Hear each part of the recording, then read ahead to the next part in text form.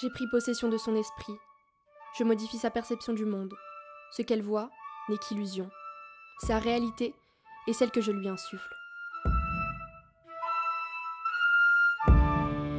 Je lui fais voir des choses qui n'existent pas. Ses membres se transforment en bêtes effrayantes, comme des araignées. Je lui fais entendre des voix qui lui murmurent des ordres sombres.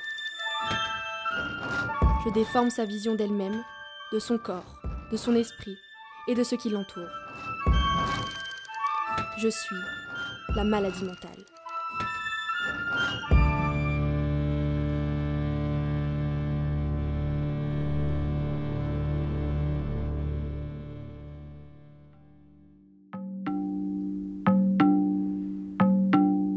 Alors, comment définir la maladie mentale? C'est un peu complexe parce qu'en fait, il y a énormément de différenciation entre les différentes pathologies. C'est avant tout, en fait, un trouble particulièrement profond de la personnalité avec un problème de la communication à l'autre, mais aussi à soi et aussi à tout ce qui est trouble de la perception. Si on veut parler de pathologies les plus répandues, on va parler de la psychose. C'est ce qu'on parle de cette pathologie en psychiatrie, en tout cas, quand on accueille les patients, c'est avant tout des psychotiques.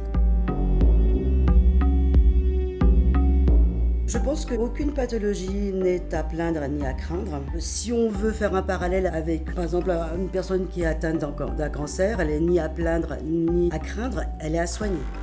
Et en psychiatrie, c'est exactement la même chose. On va peut-être pas parler de soins, mais on va parler de stabilisation. Parce que le problème de la maladie mentale, on ne guérit pas la maladie mentale, on la stabilise pour que la personne puisse vivre au mieux, en tout cas dans la société. Et c'est notre rôle, nous infirmiers, de pouvoir rétablir cet équilibre. J'ai rencontré en fait une amie qui est elle-même donc infirmière depuis quelques années. Elle m'a évoqué son travail et j'ai été complètement conquise. Donc j'ai passé le concours et ensuite j'ai fait 3 ans de formation en psychiatrie. En fait, je suis infirmière psychiatrique, c'est-à-dire que je travaille qu'auprès de personnes atteintes de maladies mentales. Cette notion de peur, elle est, je dirais, en psychiatrie, elle nous suit longtemps parce que on n'est jamais habitué à être confronté à des situations qui surgissent comme ça. Mais sentir quelqu'un en souffrance, ça aide pas non plus forcément à pouvoir l'aider.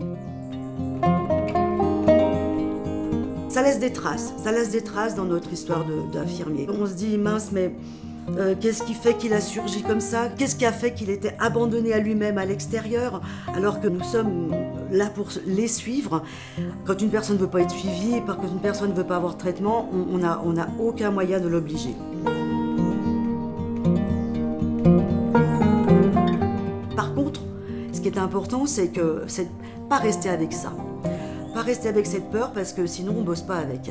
Donc c'est important de pouvoir en parler, de pouvoir échanger, de pouvoir relativiser cette peur. Et ça permet vraiment de pouvoir bosser. C'est de pouvoir en parler, c'est quelque chose de super important, c'est pouvoir verbaliser les choses et le verbaliser aussi avec le patient. Et c'est là où on est soignant, c'est pouvoir en faire quelque chose de cette peur.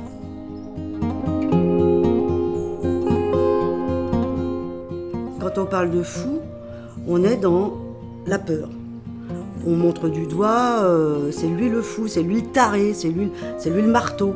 Quand on parle de malade, on est déjà beaucoup plus respectueux.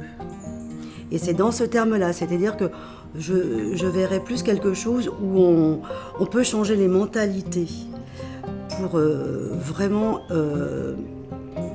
avoir un autre schéma de ce qu'est la psychiatrie.